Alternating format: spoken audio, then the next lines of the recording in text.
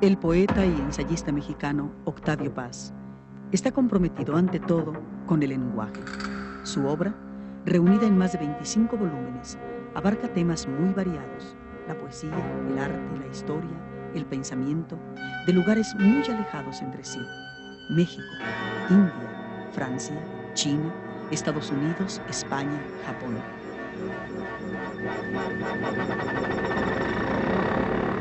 Libertad bajo palabra, Ladera Este,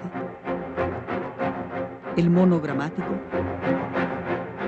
Pasado en claro, El laberinto de la soledad, Águila o sol, El arco y la lira, Las peras del olmo, Puertas al campo, Corriente alterna, Postdata, El ogro filantrópico, Sor Juana Inés de la Cruz o Las trampas de la fe y Tiempo nublado.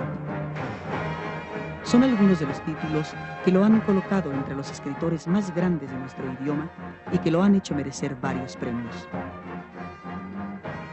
Nacional de Letras, Niza, Jerusalén, Olin Yolistli, Cervantes y Neustadt, así como los doctorados honoris causa de las universidades de México, Boston, California y Harvard.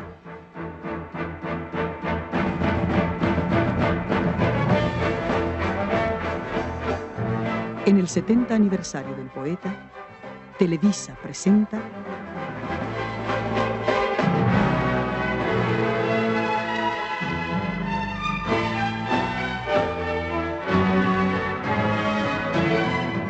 Conversaciones con Octavio Paz, un programa conducido por Héctor Tajonar.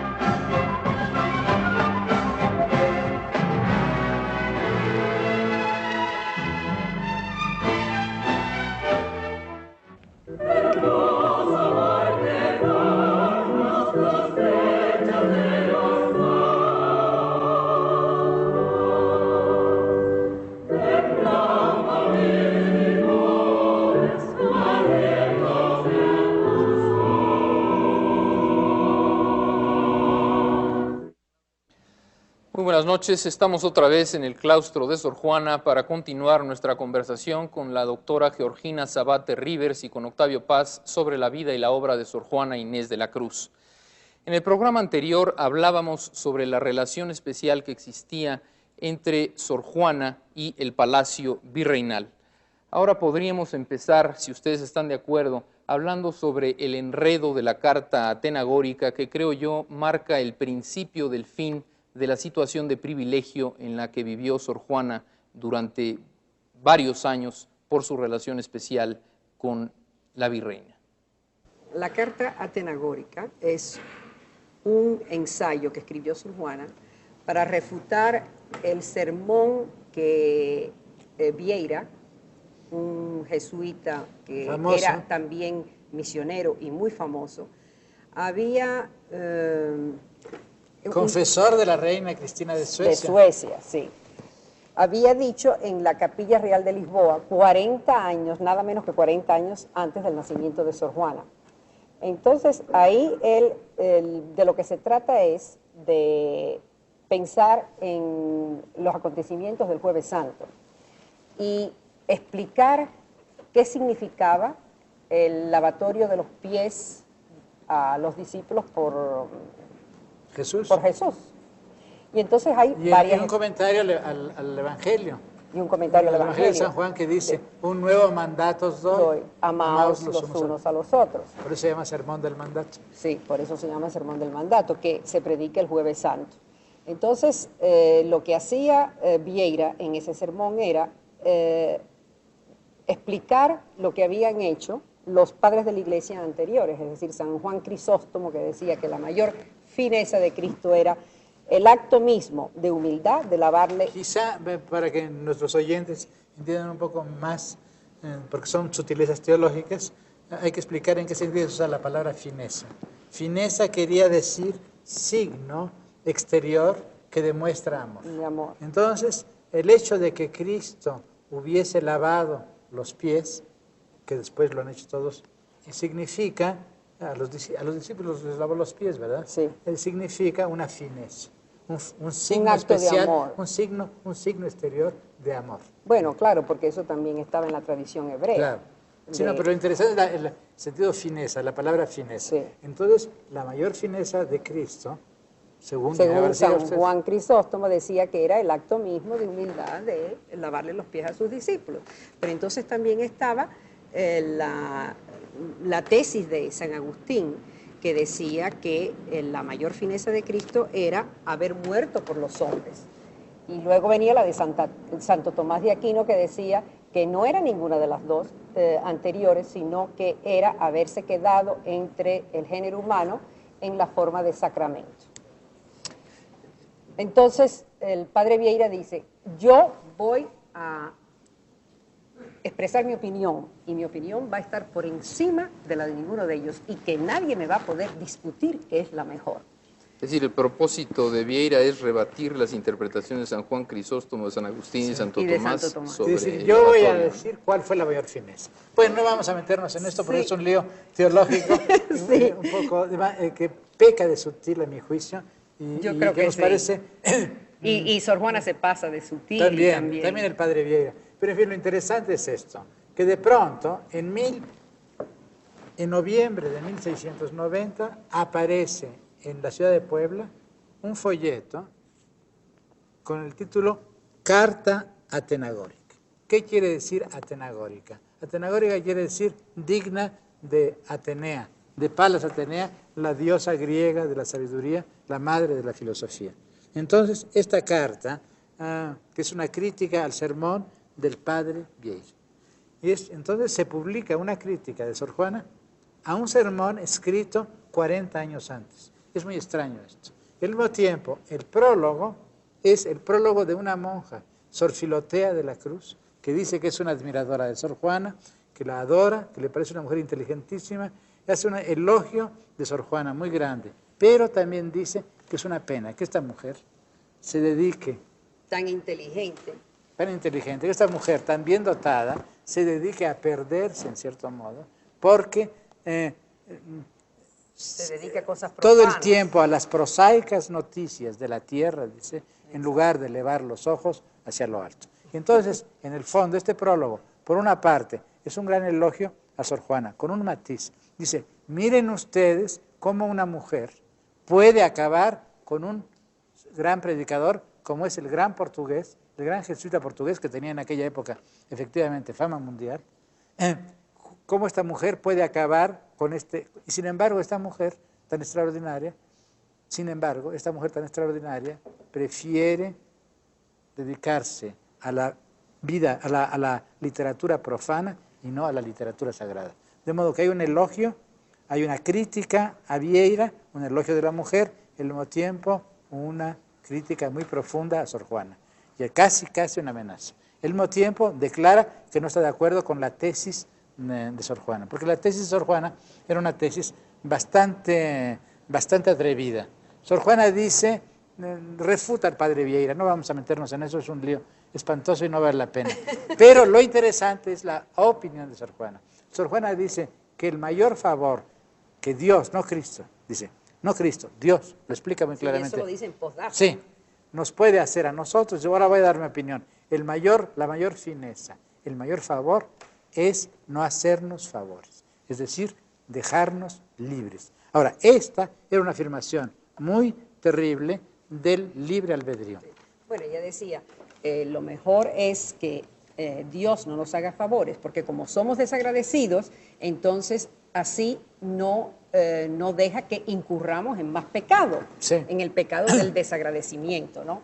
Pero ¿cómo nos podemos salvar sin el favor de Dios? Por eso Sor Filotea de la Cruz dice, bueno, ¿cómo nos podemos salvar sin el favor de Dios? Es decir, que Sor Juana extrema la idea del jesuita Molina, que afirma el libre albedrío frente a los otros, frente a los dominicos, pero también llega casi a la herejía de Pelagio, aquel famoso hereje que pensaba que podíamos salvarnos sin la gracia de Dios. Pero en fin, son problemas teológicos. Lo interesante es que la publicación de esta carta provocó un escándalo. Y naturalmente hay varios misterios.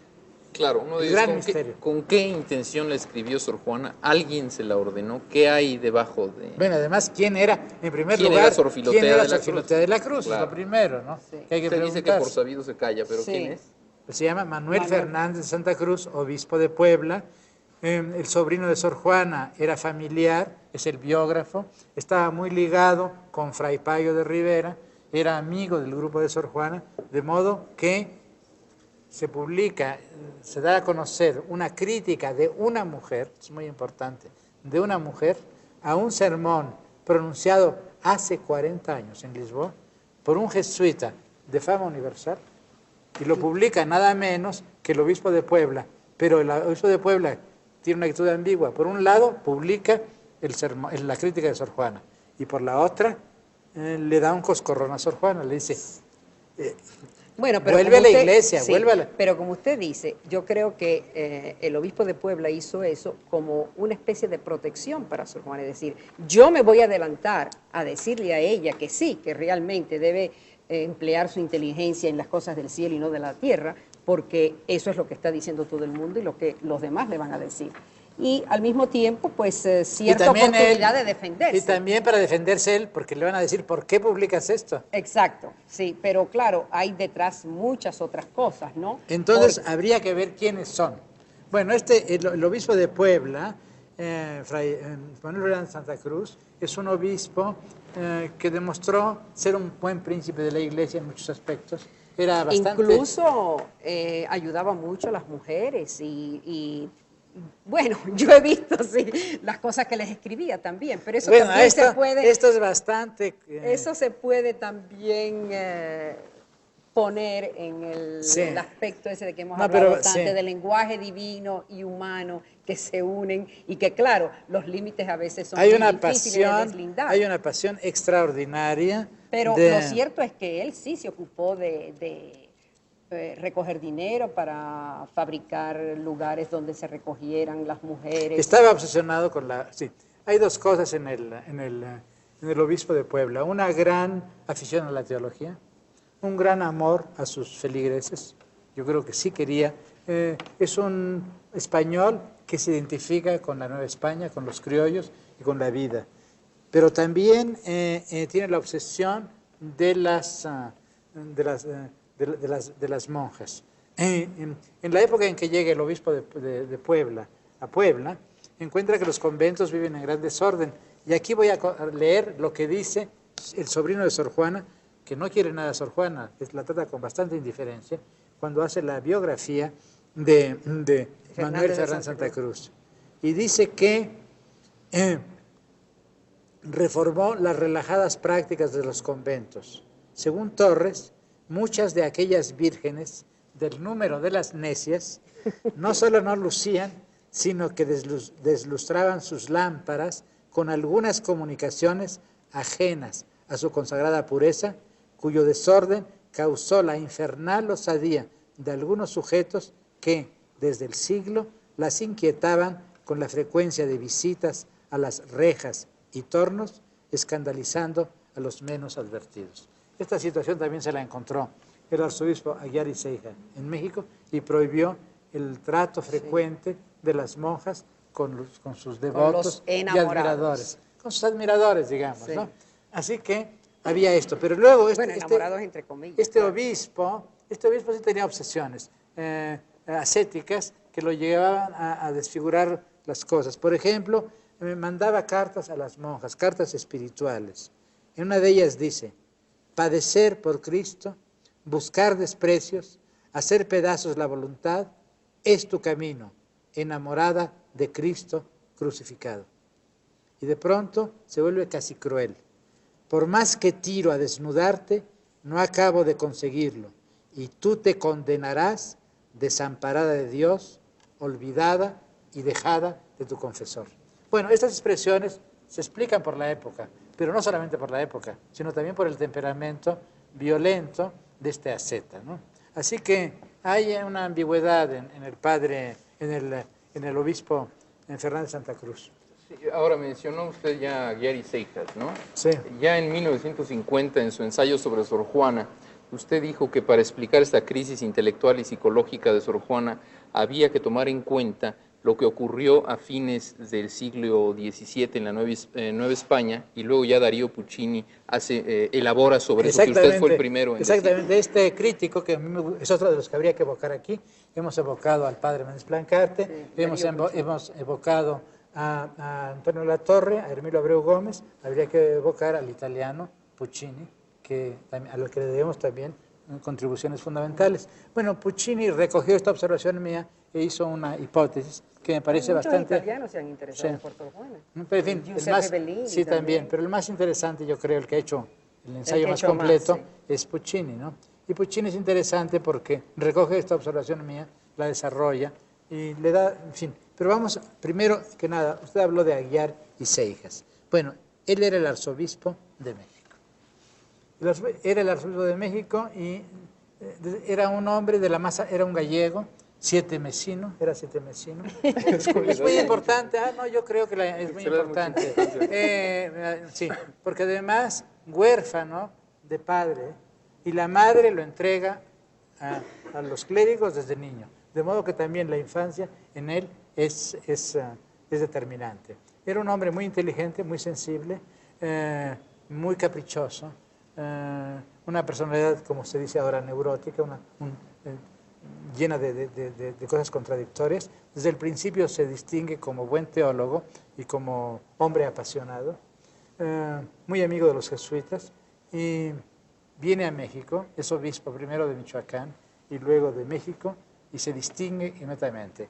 Primero por su severidad, por su excentricidad y por su infinita caridad. Era un hombre muy caritativo. Y usted también mencionó cierta rivalidad entre Fernández de Santa Cruz y esto es lo que descubrió Puccini. En realidad es un descubrimiento de Puccini. Puccini piensa que hay una rivalidad muy grande entre Aguiar y Seijas, amigo de los jesuitas y protegido de los jesuitas. Ahora, es muy importante porque el padre Vieira, Antonio de Vieira, el jesuita portugués, una de las figuras más grandes que había dado la compañía de Jesús en ese momento, era amigo de Aguiar y Seijas. Y los dos volúmenes, esto fue lo que descubrió Puccini, los dos volúmenes de sermones del padre Vieira fueron traducidos al español, fueron publicados en Madrid, me parece, dedicados a Aguiar y Seijas. Y después, cuando ya Aguiar y Seijas era arzobispo de México, la universidad publicó otro volumen de sermones de Vieira en homenaje a Vieira. De modo que había una relación especial entre Vieira y Aguiar y Seijas. Diríamos que es un poco el maestro o la gran inspiración de Aguiar y Seijas es Vieira. Sí. Hay un aspecto interesante también en esta cuestión, y es que Dorothy Jones, en ese manuscrito que yo le he dicho que encontré, sí, qué bueno, es un manuscrito inédito, pero que pienso publicar en algún momento. Ella menciona que Puebla había sido siempre el centro antijesuítico del país, y que esto desde el tiempo de Palafox, y que eso había sido como una tradición que se había continuado hasta el momento de Fernández de Santa Cruz, y que hubo, evidentemente, no quizás una combinación, es decir, tácita, expresa, sino tácita, entre Fernández de Santa Cruz y Sor Juana, es posible, para combatir a Aguiar y Seijas, porque como usted ha dicho también, yo creo que todos esos tiros iban dirigidos a Aguiar y Seijas. Ahí está. Criticar al padre Vieira era criticar a Seijas. Pero además de eso, que lo criticase una mujer y que lo publicase otra mujer, Sor Filotea de la Cruz, significaba una doble humillación para Aguiar y Seijas, porque Aguiar y Seijas odiaba a las mujeres. Ahora, ¿cuál era el origen de la rivalidad entre Fernández de Santa Cruz y Aguiar y Seijas? Según Puccini, el origen de la rivalidad era debido a que los dos querían ser arzobispos de México. Y los dos buscaron el apoyo de la Compañía de Jesús, pero el que obtuvo el apoyo de la Compañía de Jesús fue Aguiar y Seijas. Esto explicaría que había una rivalidad entre el obispo de Puebla y el arzobispo de México. Pero también explica la participación de Sor Juana por el odio que tenía a las mujeres Y al teatro. y al teatro, claro, también. Aguiar y Seijas. Sí, por ejemplo, mire usted, el biógrafo de Aguiar y Seijas dice que se llama, por cierto, tiene un nombre muy curioso. ¿Cómo? José de Lesamis. Lesamis. Lo que siempre pensé, caramba, debe ser José de Lesamis, me hace pensar en José de Lezama de Lima. No sé por qué, ¿no? Dice. Bueno, esto lo cuenta Sosa, Francisco de Sosa, en su historia del clero mexicano. La versión del arzobispo hacia la mujer era tan exagerada que podría calificarse de verdadera manía. Consta que desde sus primeros años evitó su trato y proximidad. No hay por qué extrañarse de que ya sacerdote ni el rostro quisiese verles. Más tarde dice, en su servidumbre jamás permitió mujer alguna. En sus frecuentes pláticas doctrinales atacó con vehemencia cuantos defectos creía hallar en la mujer. Se avanzó hasta reprender a alguna desde el púlpito, personalizando sus ataques. No solamente eso, sabemos, eso lo dice Lesamis, que si supiere que ha entrado una mujer en su casa, había de mandar arrancar los ladrillos que ella había pisado. Sí. No quería que en casa suya pusiesen mano las mujeres, ni que le guisasen la comida, ni oírlas cantar, y ni siquiera oírlas hablar quería. De modo que la pobre Sor Juana estaba entre este obispo de Puebla que mandaba estas cartas a las monjas y este terrible arzobispo de México, que quizá en el fondo había una especie de pasión por las mujeres. Porque más adelante, Lesamis cuenta, él fue confesor del arzobispo y dice, me acuerdo que en el tiempo en que yo lo confesé, que fue cuando era obispo y arzobispo, primero obispo de Michoacán y luego arzobispo de México, explicaba con gran claridad las batallas y tentaciones que de esto padecía. Se refiere a la tentación de la lujuria y agrega, antes que fuese obispo, no solía padecer en esto lo que cuando obispo y arzobispo. De modo que él dice que el trato con las mujeres hizo que su castidad fuese heroica. Y realmente era una asceta, se azotaba, vivía muy pobremente, a pesar de ser el arzobispo, era un hombre además lleno de otras virtudes, era un hombre caritativo, un poco loco también, porque era un caritativo despótico. Sí, es decir, obligaba a la gente a realmente a Sor Juana la obligó para a dar dinero. Recurrir a las necesidades de esta gente. Pero lo interesante es que ella, ante la carta de Sor Filotea de la Cruz, se decide a contestarla y escribe la respuesta, que es el gran manifiesto femenino, yo creo, de América, sí, mucho antes que todo lo demás. En su libro, usted dice que tiene algunos reparos en aceptar la palabra de feminismo, que es una palabra que se aplica a un concepto actual a una monja del siglo XVII. Ahora bien, claro, yo creo que la definición de feminismo es un problema en sí. Yo recuerdo en una ponencia hace unos 2 o 3 años donde yo estaba, y la ponente decía, Beth Miller, de la Universidad de Southern California, le decía que ella había entrevistado a Rosario Castellanos y que en un momento determinado le había preguntado a Rosario Castellanos si creía que Sor Juana era feminista. Y que Rosario vaciló un momento y que después le contestó que no. Entonces, yo me pregunté en ese momento a mí misma, entonces, ¿qué es feminismo, no? Y yo creo que las definiciones de feminismo van desde las más exageradas o de las más radicales hasta las más conservadoras. Para mí, feminismo es una mujer que está consciente de su sexo, que se alinea con su sexo y que defiende a su sexo de la condición de inferioridad que ha sufrido frente al otro. Y por eso yo creo que efectivamente Sor Juana es feminista, porque ella cubre todos esos puntos que mencionaba. Para mí tiene usted razón completamente. Cuando yo dije que no sabías aplicarle el adjetivo feminista a Sor Juana, era por un reparo histórico. En esa época no había feminismo, pero ella, en realidad, es uno de los orígenes del feminismo moderno. Y una de las pruebas de la incultura sajona, diríamos, es que las feministas sajonas, que son las que han hecho el movimiento feminista moderno, al menos en sus orígenes, ignoraron la figura de Sor Juana. Sin embargo, si hay alguna figura... no Dorothy Jones. Usted sabe Dorothy que ella la Jones, llama sí, la sí, primera feminista de América. Pero claro, usted sabe que yo pensaba en un momento dado dedicar mi libro a la memoria de Dorothy Jones, porque realmente es la primera mujer, no solamente el primer crítico, hombre o mujer, que vio con claridad el drama de Sor Juana. Ella es la fundadora, en cierto modo, no de los estudios literarios, pero sí de los estudios biográficos sobre Sor Juana. Pero yo sí estoy de acuerdo con usted. Sí. Sor Juana es feminista, no en el sentido histórico, puesto que el feminismo es una idea que nace a fines del siglo XIX, pero sí en el sentido profundo de la palabra feminista. Primero, porque tiene profunda conciencia de su feminidad, como usted dice. Y en segundo, porque se da cuenta de que ha habido una injusticia. Por último, también es una intelectual. Y esto es lo interesante en la respuesta. En la respuesta a Sor Filotea de la Cruz, Sor Filotea de la Cruz la acusa. Entonces ella dice, no, yo me voy a defender, voy a explicar. En primer lugar, soy monja porque amo las letras y porque era lo mejor que podía yo ser.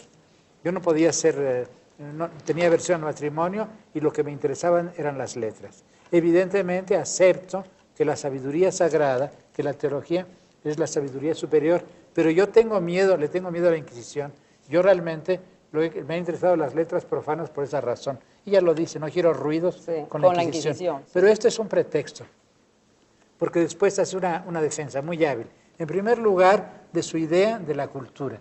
Y esta idea es profundamente moderna. Dice que la cultura es una totalidad, no es saber especializado. Esto a mí me emociona mucho porque es algo que todavía es vigente. Realmente, si uno lee los grandes textos literarios españoles de la época, no encuentra uno, ni en Quevedo, ni en ninguno de ellos, concepto tan claro de lo que es la cultura, de lo que es el saber.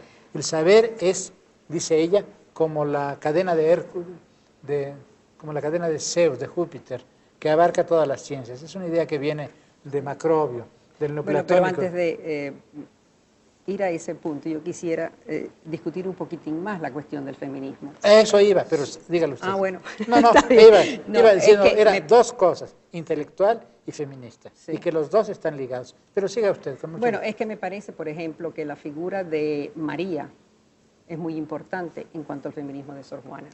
Es decir, es notable cómo en Sor Juana no hay mujeres de mala vida. Ella, todas las mujeres que alaba, por regla general, son mujeres muy honestas. Menos una. Y, bueno, sí, yo sé. Que adoraba a Cleopatra, la llama gitana. Sí, y al mismo tiempo muy doctas y muy sabias. Sí. Ahora, yo quería, ya que usted hablaba hace un momento de sorpresas, preguntarle, fíjese, usted en su libro dice que el pecado de delación es un pecado al que el vano sexo femenino es particularmente susceptible. No lo digo yo. El orgullo perdió a Luzbel porque es un pecado que conduce a la rebeldía. Ahora, yo le quiero recordar que Sor Juana en la respuesta precisamente atribuye el pecado de la soberbia a los hombres y dice que los hombres son siempre los que se quieren distinguir, los que quieren ser diferentes a los demás y que por eso es que caen en el pecado de elación y son soberbia. Los cismáticos, son los herejes, que las mujeres no son cismáticas ni herejes. Ahora, y usted... Bueno, esto, óigame, pero yo no digo esto, el que lo dice es el obispo. Bueno... Él dice, yo lo cito, con un poco de burla, yo no creo eso. ¿Cómo voy a creer esa tontería? Bueno, por eso yo le preguntaba, quería que usted se explicara un poco en cuanto a eso. No, absolutamente. El pecado de soberbia, digo, eso lo dice el obispo. Yo me burlo un poco de esto, pero claro lo digo, defendiendo a Sor Juana. Al contrario, absolutamente. No, ahí quizá a veces la ironía pasó desapercibida, pero no, absolutamente. Y en cuanto al personaje de Además, María, me entre parece paréntesis, muy... sí. Bueno, yo soy menos ortodoxo. Creo Fíjese. que ella, en realidad, sus grandes ideales... Bueno, María, sí, María a veces dice que pero su maestra... fíjese, aquí dice, María no es Dios, pero es quien más a Dios se parece. En otro momento dice que la inmensidad de Dios se redujo al vientre de María. Es decir, Si Sor Juana hubiera podido ser gnóstica, no lo fue, hubiera aceptado con mucho gusto la idea de los gnósticos de que la divinidad es dual, bisexual. Por ejemplo, los gnósticos pensaban que la Trinidad era el Padre, Sofía, la sabiduría, y el Hijo. Es una gran diferencia. Si uno lee las escrituras gnósticas del siglo II y III, se encuentra esto. Pero en Sor Juana, bueno, sí, claro, adora a la Virgen, ya escribió villancicos muy, muy hermosos sobre la Virgen. También escribió villancicos sobre el niño Jesús y sobre otras cosas. Pero en cambio, los grandes modelos para mí son mujeres. Los sí, pero usted recuerda también el personaje de María que lo pone como, por ejemplo, de docta, de catedrática, sí, sí. De la corte celestial, de caballera andante, es decir, que le asigna papeles de gran preponderancia. Bueno, era monja, no podía más. Pero también adora a otras mujeres que no son, claro, por ejemplo, en el Neptuno alegórico, el gran modelo, la madre de la sabiduría, es Isis, la diosa egipcia. Después, una cosa muy herética para una monja. De pronto, cuando cita a las mujeres notables en la respuesta, cita a Enoya. Bueno, esta Enoya dice la mujer de Simón el Mago. Simón el Mago era un personaje aborrecido por los padres de la iglesia. Y ella era pitonisa, ¿no? Y esta Enoya, pues bueno, según era una prostituta sacada de un burdel de Tiro y que se había convertido en una especie de encarnación de la Sofía de los gnósticos. De modo que, pero sobre todo cita con gran admiración a Hipatia. Hipatia es una... Bueno, y a Santa Catarina claro, también. pero Santa Catarina era cristiana, pero Hipatia no era cristiana. Hipatia es una neoplatónica de Alejandría que fue víctima de los monjes cristianos y ella la coloca como una de las grandes mujeres. Esto es muy valiente de parte de una monja, porque Hipatia es una víctima, no solamente de la intolerancia frente a las mujeres, de la envidia a las mujeres que los hombres hemos sentido muchas veces, sino también es una víctima de la intolerancia de la ortodoxia de la época. Es ¿no? que Sor Juana es muy ecléctica. Sí, entonces esto es muy hermoso. En ese sentido, Sor Juana no solamente es una precursora, diríamos, del feminismo, sino también de la libertad, de la libertad del intelectual. Sus héroes son, en general, héroes que están más allá, diríamos, de las ortodoxias, como Hipatia, esta virgen neoplatónica, víctima de monjes horribles, o bien Isis, o bien Santa Catarina de Siena, también Santa Catarina de Alejandría, otra que era una mujer muy docta. Por cierto, uno de los poemas más lindos y más feministas de Sor Juana es los villancicos a Santa Catarina. Y hay uno que me encanta porque es un villancico final. Sí, que es precioso. Además está escrito en pleno pleito con Aguiar y Seijas contra Núñez de Miranda y todos los curas que la asediaban en aquel momento. Y dice, esta Santa Catarina de Siena, Santa Catarina de Alejandría, era una santa que había vencido a los filósofos paganos en una discusión y que después es víctima del Ptolomeo. Érase una niña, como digo a usted, cuyos años eran 8 sobre 10. Esperen, aguarden, que yo les diré. Esta, qué sé yo, cómo pudo ser, dice que supo mucho, aunque era mujer. Esperen, aguarden, que yo les diré. Porque, como dice no sé quién, ellas solo saben hilar y coser. Ese no sé quién era Aguiar y Seijas. Esperen, aguarden, que yo les diré, pues esta a hombres grandes pudo convencer, que a un chico cualquiera lo sabe envolver.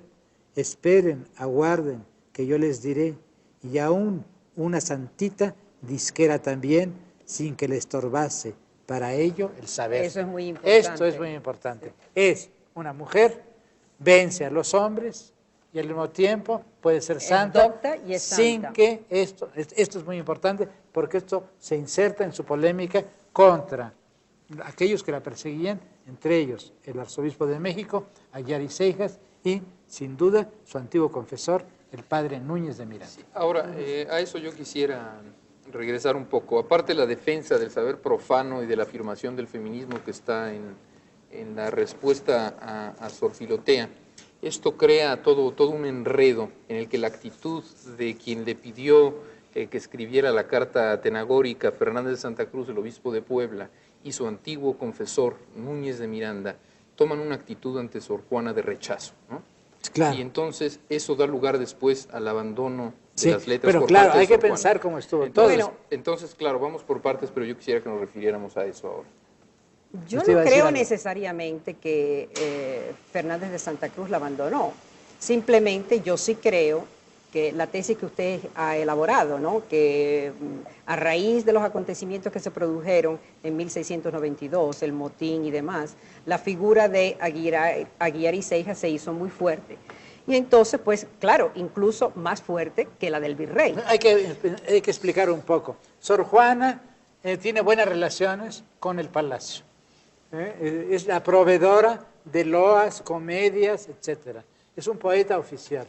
Vive bien con el palacio, tiene buenas relaciones con el palacio, tiene buenas relaciones con el obispo de Puebla, después ya no, después de la carta ya no, y la respuesta aún menos, pero en fin, el obispo se retira, la abandona un poquito, eso sí, digamos, sí. Y en cambio tiene muy malas relaciones con su antiguo confesor, Núñez de Miranda, que era nada menos que el prefecto de la Congregación de la Inmaculada Concepción, que era la cofradía más fuerte de México, estaba el virrey, todo el mundo estaba allí en esta cofradía, él era el prefecto, el jefe, y al mismo tiempo pésimas relaciones también con el arzobispo, con Aguiar y Seijas. En este momento pasa algo terrible. Hay un motín en la Ciudad de México y la autoridad del virrey se viene por los suelos. Y en cambio, Aguiar y Seijas, el arzobispo, que era un hombre entero, se impone. Y entonces, al mismo tiempo, tiene una polémica con el obispo de Puebla, que guarda el maíz, no quiere enviarlo a México porque también tiene problemas de hambre en Puebla. Y finalmente, junto a esto, muere su gran protector en España, el Marqués de la Laguna. Se queda sola. Y en ese momento hace esos villancicos terribles, muy en defensa de la mujer, y finalmente en 1693, otro misterio, el padre Núñez de Miranda se va, que se había ido 10 años antes, probablemente, porque estaba en desacuerdo con la actitud muy mundana de Sor Juana, que no se dedicaba para nada, no todo lo que quería Núñez de Miranda a la vida religiosa, sino sobre todo a la vida profana, regresa y Sor Juana abdica. Ahora, dentro de los supuestos intelectuales del mundo virreinal, del mundo hispánico de esa época, no había salida. La única salida era o la Inquisición o el silencio. Ella escogió normalmente el silencio. Usted dice en su artículo de 1950 que el silencio final de Sor Juana es una condena de la época en la que vivió, de la Nueva España. Sí, es una condena. Ella se condena al silencio, pero ese silencio, diríamos, condena a su época. Eso por una parte, pero sí, por otra profundamente. se vuelve cómplice también Ella es de cómplice sus victimarios. claro. Bueno, no le quedaba más recursos a la Hasta cierto pobre. punto, sí. Ahora, sin embargo, en ese mismo manuscrito de Dorothy Jones, ella dice que comprobó la escritura de Sor Juana después de la abjuración y de todo eso, y que su escritura es completamente firme. Sí. Entonces ella llega a la conclusión de que las presiones y esta opinión pública con Pero la yo cual creo que ella la se opinión enfrentó, pública no es lo esencial. y el rechazo de parte de sus hermanos la hizo tomar conciencia de su caso, Bueno, verse a sí misma como ella la se ve veían los sola, demás. se ve sola. Ahora, yo no creo que fuera tanto por miedo como realmente por decir, bueno, yo no puedo seguir por aquí y realmente... Bueno, la acercan, está cercada, está cercada. Ella se ha atrevido a hablar de temas que que no es normal que una mujer hable. Y además se ha atrevido a desafiar a un jerarca de la Iglesia. Al mismo tiempo ha hecho una serie de... ha hecho poesía profana, ha escrito comedias, ha escrito poemas eróticos, ha hecho una vida que no es una vida, no es una vida indecente, ni mucho menos. No es, al contrario, fue una monja cumplida, pero no es un ejemplo de fervor. Todo esto provoca la envidia general. Hay la envidia, claro. la Y ella lo envidia dice muy a lo claramente, excelente, la ella lo respuesta. dice. La envidia a la excelencia, la envidia a la mujer distinguida, el odio, el prejuicio de orden sexual, diríamos, ¿no? De los hombres frente a las mujeres. Todo eso es verdad, pero también hay el gran drama, se ve mucho en el Primero Sueño, de una inteligencia lúcida que es, a la cual le quedan estrechos, diríamos, el patrón de la época. Sí. Entonces, hay que pensar que esta mujer es contemporánea de la gran revolución intelectual y científica.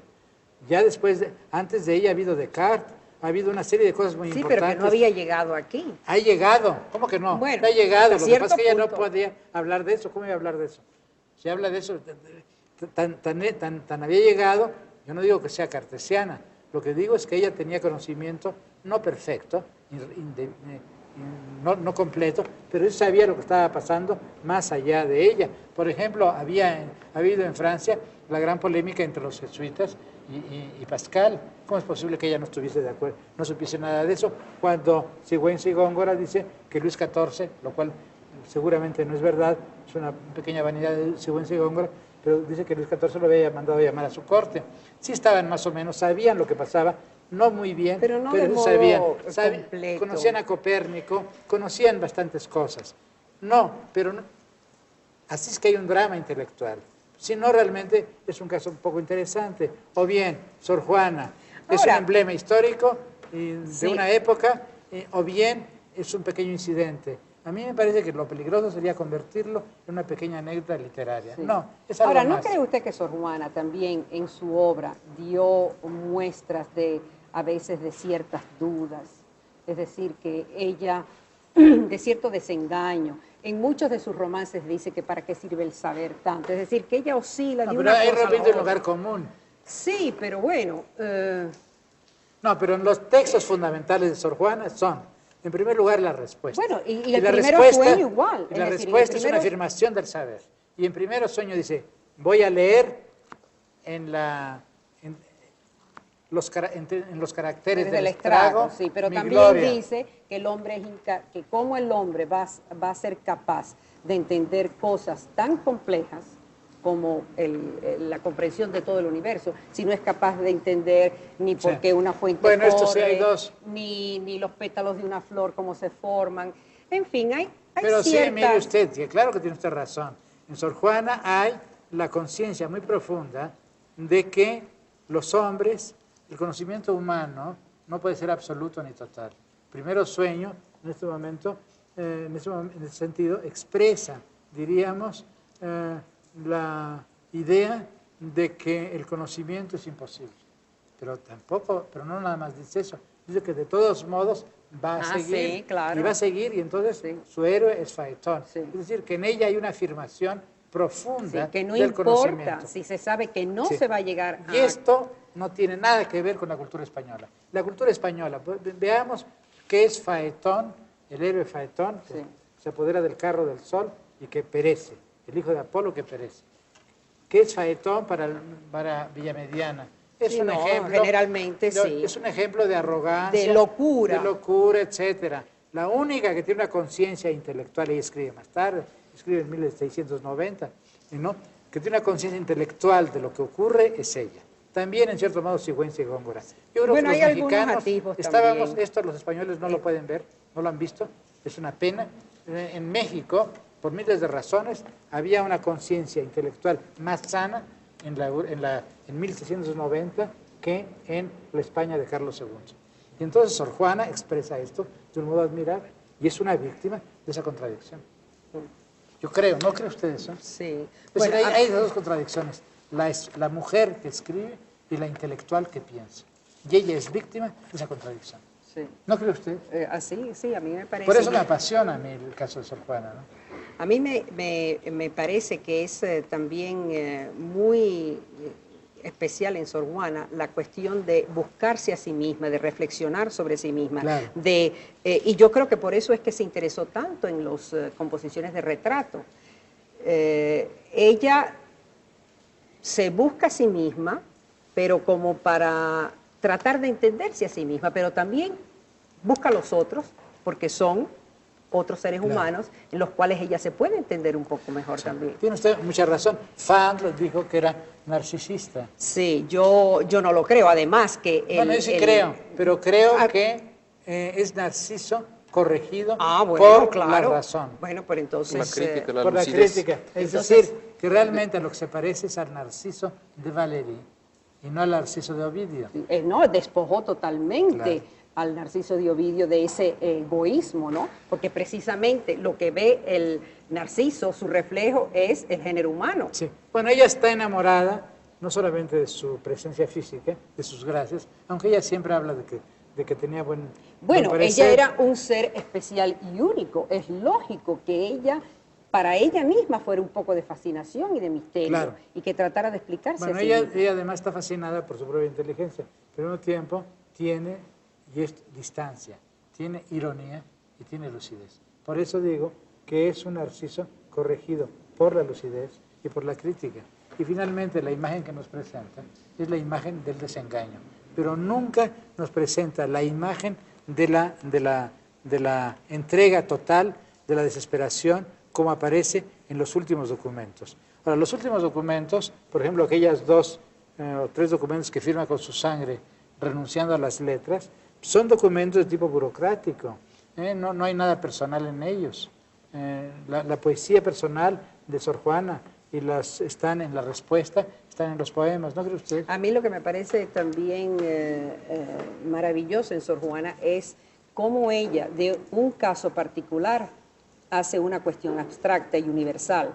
Es decir, en el primero sueño, el problema suyo, propio, de la biografía espiritual de ella, de no poder llegar a la comprensión total del universo, no la hace ya cosa suya, sino de todo aquel ser humano que esté en busca del saber. Claro. Lo universaliza. En la respuesta pasa lo mismo, es decir, no es el problema de una mujer ante su tiempo, es el problema de la mujer ante todos los tiempos, porque ella no habla solamente de su caso, sino del pasado e incluso a las romanas, etcétera, exactamente, a los así egipcios. es, incluso en el Divino Claro. Narciso se puede ver esa Claro, proyección. tiene usted razón. Sí, siempre, bueno, pero eso claro, porque en ella es muy curioso. Hay, por una parte, la persona particular, Juana Inés Ramírez, Juana Inés de la Cruz, etcétera. Sí, que hay además la monja. Todo eso es verdad. Y eso siempre está presente.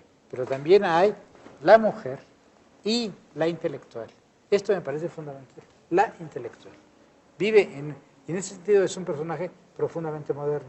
Moderno primero, por esta afirmación de la feminidad, del derecho de las mujeres al saber.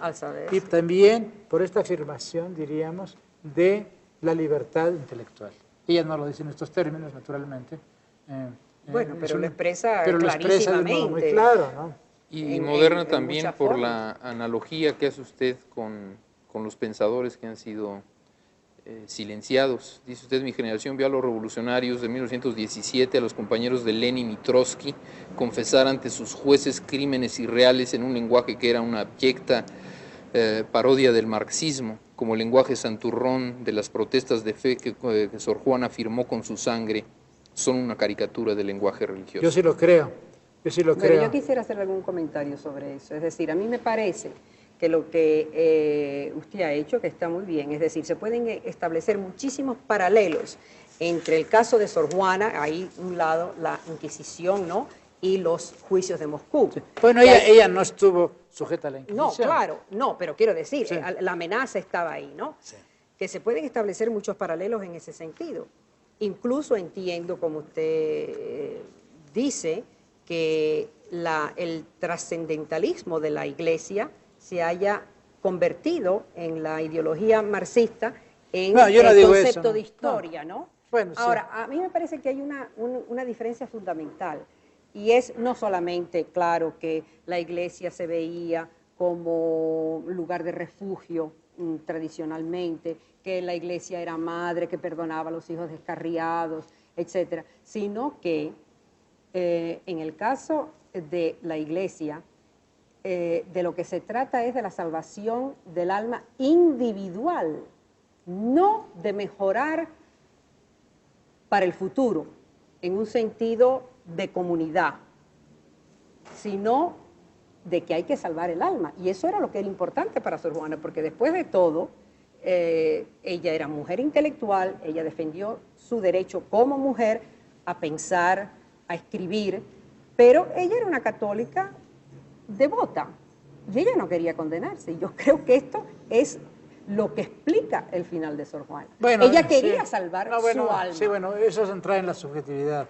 También es evidente que para Bukharin, por ejemplo, lo fundamental era no aparecer como un traidor a sus ideas, a su partido y sobre todo a la historia. Bueno, claro que es diferente. Yo no digo que sea idéntico. Si fuese idéntico, no habría historia. La historia es justamente la conciencia de las diferencias. ¿Pero usted no cree que la diferencia consiste en eso? ¿En la salvación individual del alma? No. Bueno, sí, evidentemente, pero eso no solamente tiene que ver con el marxismo, tiene que ver con la edad moderna. El cristianismo cree en la salvación de cada alma. En la edad moderna, no solamente los marxistas, también de otro lado los... No, es la cuestión de la comunidad y el progreso colectivo, pero colectivo, yo no me refiero a eso, yo no me refiero en mi libro ni al marxismo, ni a la doctrina marxista, que es una visión filosófica del hombre y de la historia, ni tampoco al cristianismo, que es una visión también espiritual de los hombres. Me refiero a una cosa muy distinta, me refiero a la confusión o a la fusión en la historia real de los hombres, de una filosofía, de la idea, de la religión y del poder político. Esto se da en la España de la Contrarreforma. En la Inquisición entrega a los delincuentes al poder temporal. Hay fusión entre la espada y el libro, como en el régimen comunista hay fusión entre el libro y la espada.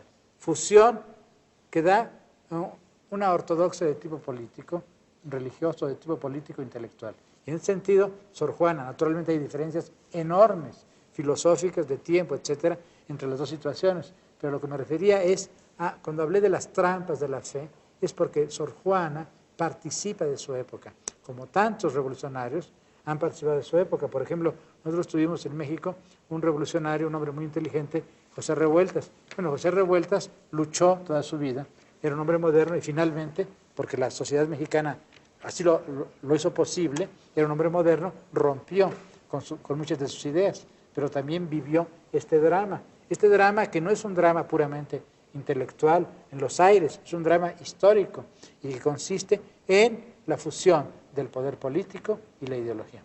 Lo mismo que en el caso de las mujeres. En el caso de las mujeres no solamente se trata de una diferencia de tipo sexual entre hombres y mujeres, esa diferencia fatalmente se transforma, esa diferencia que es real de tipo sexual y de tipo fisiológico, diríamos, se transforma fatalmente en diferencia de tipo social y de tipo político. Por eso el feminismo es una fuerza de liberación, diríamos, de los hombres y de las mujeres. Es decir, no solamente de las mujeres, sino también de los hombres. No sé si me explico, creo que he sido un poco confuso, pero no sé. No, yo creo que sí ha explicado yo creo bien. que hay dos frases que sintetizan esto en su libro. Dice usted que las ortodoxias no se contentan con castigar las rebeldías, las diferencias y las desviaciones, sino que exigen la confesión, pecados, por ejemplo, en el caso el arrepentimiento de la y la retracción de los culpables. Y luego la fe y las creencias de Sor Juana, y eso estaría de acuerdo con lo que ha dicho usted, fueron cómplices de su derrota. Regaló sus libros a su persecutor, castigó su cuerpo, humilló su inteligencia y renunció a su don más suyo, la palabra. En sus convicciones religiosas encontró una justificación de su abjuración intelectual. Los poderes que la destrozaron fueron los mismos que ella había servido y alabado. Bueno, hemos hablado mucho de la vida, pero poco de la obra de Sor Juana, ¿no? ¿Hay tiempo todavía? Yo creo que sí, por lo menos para hacer referencia al primero sueño, regresar un poco porque lo tocamos muy de pasada, ¿no? Dice usted que El Primero Sueño es un poema sobre el conocimiento, sobre el proceso del conocer, y que esto supone una innovación en la poesía de lengua española y que además, siendo poesía intelectual, supera a su modelo Góngora. Yo quisiera que usted hablara un poco sobre esto. Esto para los españoles es escandaloso, incluso yo creo que para todo el mundo, ¿no? Bueno, yo creo que son dos poemas muy distintos para empezar. Es decir, que aunque actualmente usted sabe que se están encontrando, por ejemplo, en las soledades de Góngora, preocupaciones de tipo neoplatónicos. social. No, bueno, sí, sí, bueno, eso sí, el ataque al comercio, se conoce hace mucho de eso. Y cuestiones de mercantilismo. Ya los españoles de su época lo habían criticado, porque había criticado el comercialismo. Se ha hablado mucho de eso, sí.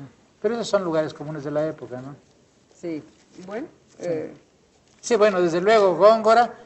Sí, también este crítico norteamericano inglés, Jones, habló de cierto neoplatonismo, ¿no? En Góngora. No es muy visible. Yo creo que para encontrar poesía del tipo de la que escribió Sor Juana, es decir, para Primero Sueño, pero muy alejados de lo que hizo Sor Juana en Primero Sueño, hay que remontarse un poco a Fray Luis de León y a Aldana. Es decir, Fray Luis de León tenía preocupaciones de tipo intelectual. Él quería, y lo dice en sus odas, entender por qué ocurrían en este universo las cosas que ocurrían y por qué los planetas rodaban alrededor de la Tierra, porque claro, él todavía presenta un mundo tolemaico, ¿no? Perdóneme, tiene usted razón, pero lo que quiere Fray Luis de León es contemplar la perfección de la naturaleza. Él viene directamente de Platón. Él lo quiere conocer, pero porque para él Dios es conocimiento, igual que para Sor Juana, pero a él no le importa conocerlo aquí en este mundo, sino que dice, cuando llegue allá en mi unión con Dios, cuando en la otra vida, ¿no? Mientras que Sor Juana es muy distinta en eso, pero porque ella lo quiere saber aquí. Para Fray Luis de León, el mundo, es decir, el universo, las estrellas, el sol, etcétera, son sujetos, o mejor dicho, objetos de contemplación y no de conocimiento. Bueno, él, acuérdese que dice... Es un platónico quería saber por qué los vientos se producen y cómo la Tierra está sostenida en el espacio y por qué ruge el viento, en fin, una... Sí, pero esas odas más bien son, o bien reproduce a la sabiduría antigua, sí, o bien simplemente... Sí, por eso digo atisbos, ¿no? No hay. No. En Aldana hay más, pero Aldana tampoco. En Aldana, que era un espíritu un poco... En fin, es un poeta que yo creo que no se expresó completamente. Es uno de los poetas más interesantes. Por cierto, nuestro diálogo con Mutis, cuando hablamos de los poetas españoles que me han tocado, se nos pasó a hablar de Aldana, que es un poeta muy importante, sobre todo es un poeta erótico. Yo creo que es autor del soneto soneto neoplatónico mejor de nuestra lengua, uno de los mejores es el de Aldana. Pero en fin, en Aldana también hay, pero no es un poema dedicado totalmente al conocimiento. Sí, Sor Juana es diferente, el claro. drama del conocimiento. Sí. Esto es absolutamente nuevo y único. No hay un solo antecedente en la historia de la literatura española y después de ella no hay nada parecido. Para encontrar algo parecido hay que ir, o bien, eso lo dijo Fosler, al siglo XVIII, pero tampoco, porque es bastante mediocre todo lo que se escribió en aquella época. Más bien hay que llegar a las fines del XIX y leer a Mallarmé. En Mallarmé, ahí sí, ahí hay una visión filosófica del universo, el tema es el mismo, las estrellas y el hombre. El espíritu humano en su aventura en el espacio, en el cosmos, y la imposibilidad de conocerlo. Al mismo tiempo, la voluntad de conocerlo. Esto a mí me parece que es muy importante y no está en Góngora. Sor Juana imitó a Góngora. El poema de Góngora es un poema, los dos grandes poemas de Góngora, especialmente el primero que me gusta más a mí. Polifemo. Polifemo me gusta mucho más, el otro me parece un poema bastante... Las soledades. No, a mí no me gusta. Pero en fin, hay momentos admirables, pero otros momentos puramente retóricos, y es un poema sin esqueleto, diríamos. En cambio, el otro sí tiene esqueleto. Pero en fin, en Góngora hay luz, hay imágenes extraordinarias, es un placer. extraordinario, pero no hay drama espiritual, no No. es cierto. Y en cambio en Sor Juana hay un drama espiritual, no es un drama existencial, como en Quevedo, sino es el drama del espíritu humano, de la mente humana que quiere conocer y no logra conocer. Esto es admirable. Ahora, Gerardo Diego, Pedro Salinas y Dámaso Alonso dicen que ahí no hay poesía. Bueno, Dámaso Alonso no ha dicho eso, ¿no? Pero Pedro Salinas, por desgracia, para Pedro Salinas sí. Y Gerardo Diego, que escribió un poema muy bonito dedicado a Sor Gerardo Juana. Diego, lo que le gusta de Sor Juana es el lámina sirva el cielo al retrato. Es un poeta, es frívola esa opinión. Sí, Es bonito ese poema, claro, pero es muy hermoso. Es como preferir Sí, sí, es una opinión. un grabado a un cuadro, ¿no? Pero sí, es uno de los poemas... Un pastel, preferir un pastel de Cézanne a un óleo de Cézanne. Pero sí Eso define un espíritu, pero no a Sor Juana. Eso define a Gerardo Diego. Pero sí es uno de los poemas más difíciles que se han escrito en lengua española, Sí. ¿no? Más herméticos. ¿no? Sí, pero ahí está. Cuando uno descifra los enigmas de Góngora, dice uno, y tanto para tan poco. En cambio, cuando uno descifra los enigmas de Primeros Sueños, dice, y tanto para tanto. Ahora, para concluir, a mí me gustaría preguntarle, ya hablamos de la poesía de Sor Juana, ¿cuál es su importancia actual? ¿De qué manera ha influido a poetas Bueno, eso yo creo que usted mejor lo contemporáneos? puede decir que No, yo. no, yo creo que usted es. No, usted lo ha dicho No, muy porque bien, pero es usted- la mujer, yo creo, ¿no? Bueno, bueno, en cuanto a eso, Sí. sí, claro, yo creo que hoy Sor Juana tiene una importancia capital en todo el mundo y es un renacimiento de Sor Juana y yo creo que parte de ese interés en Sor Juana está basado en su feminismo. Claro. En los Estados Unidos se estudia actualmente a Sor Juana, cuando hace unos cuantos años apenas se conocía, ¿no? E incluso pues aparecen traducciones de poemas de Sor Juana en MES, que es el órgano del Women's Live Organization.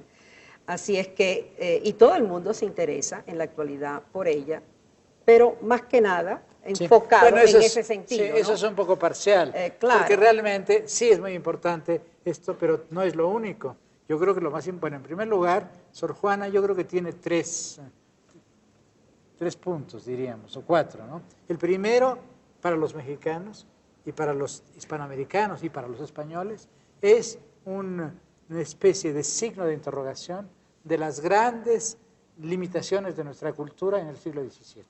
Y toda la lucha nuestra, y en España también, por acceder a la verdadera modernidad, por acceder a la democracia, por acceder a la razón moderna, todo eso, ella, en cierto modo, lo prefigura. Y su drama, la venta de los libros, ceder ante el arzobispo, ceder ante Núñez de Miranda, etcétera, la renuncia a las letras, prefigura, diríamos, los dramas de la modernización. Sí, claro, porque eso se aplica no solamente a la mujer, sino a todo, al hombre en general, los hombres de la cultura hispana. A toda la cultura hispánica, por una parte. Por la otra es importante, en eso ella prefigura ese drama. Eso no ocurre con Calderón ni con los grandes españoles, que yo admiro mucho. Por favor, no se trata. Pero ella sí vive un momento de crisis y es la conciencia de esa crisis.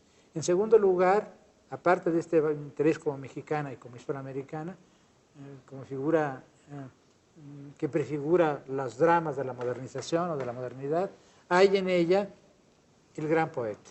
Es un poeta de primera. No es un poeta amoroso tan grande como Lope o como Quevedo, yo creo que es... O como Garcilaso. O como Garcilaso, pero en fin, digamos de los de su época, del siglo XVII. ¿Verdad? Ella Ella fue discípula, pero es un gran poeta. Y ha escrito, y además da una nota que ellos no dan, que los grandes españoles no dan, de lucidez, como usted ha dicho, de ironía, de autoconocimiento, que ellos no dan.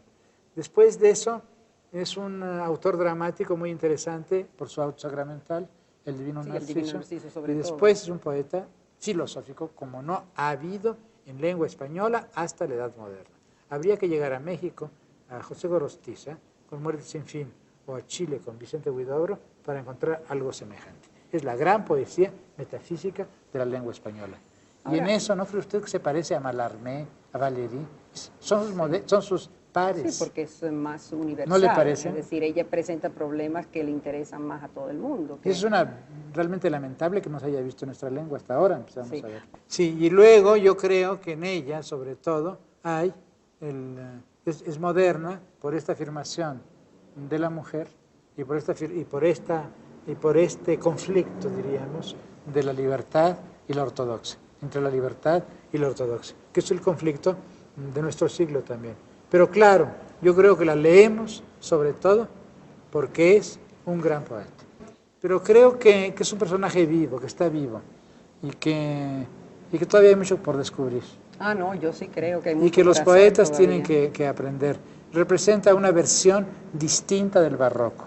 El barroco en español es prodigioso, está lleno de luces, y luego a veces de claroscuro como en Quevedo, ¿no? de lucha de contrarios.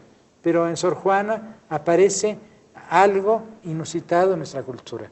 No sé cómo llamarlo, no la inteligencia, porque todos somos Sí, inteligentes. pero es al mismo tiempo cierta ingenuidad. Y la lucidez, ¿no le Sí, parece? la lucidez y la ironía, también. la melancolía. Y luego el llegar a sus límites. Esto es magnífico. Sí, la mesura. La mesura. Bueno, porque yo creo que eso sí, hay que repetirlo, ¿no? Que la poesía de Sor Juana está marcada por lo intelectual, por lo mental. Sí, y lo pasional. Hay Sí, esto, esa la pasión combinación. controlada por la mente, Por la razón. por la razón. Y al mismo tiempo la razón que se ríe de sí misma, un poco desengañada. Es decir, que es capaz de verse en el espejo. Sí, que juega un poco Sí. con todo. De modo que digamos que también es una maestra de sabiduría humana. Y creo que con esto podemos concluir con esto, claro, y no deja de sorprendernos que siendo mujer haya sido el más grande poeta de la Nueva España, ¿no? Un mundo de hombres. Sí. Doctora, pues muchas gracias por su participación. Bueno, a ustedes, muchísimas este gracias programa. por A haberme usted, invitado. no, al contrario, ha sido un No, placer y- estar con usted. Buenas noches, muchas gracias por su atención. Buenas-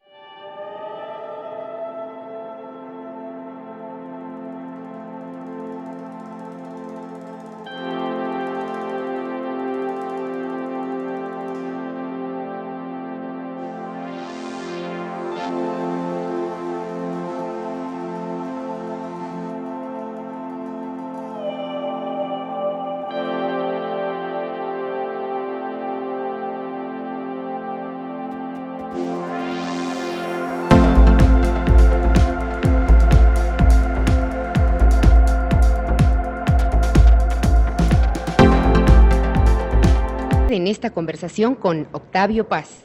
Agradeceremos sus cartas a Boulevard Adolfo López Mateos 232, código postal 01060, San Angelín, México, Distrito Federal. Y sus llamadas a los teléfonos que aparecen en su pantalla. Mañana le presentaremos a usted por Canal 2, a las 11:30 de la noche, un nuevo tema, la experiencia poética. El invitado es el doctor Ramón Xirau. Por este Canal 8 usted podrá ver esta nueva conversación con Octavio Paz pasado mañana miércoles a las 10 de la noche.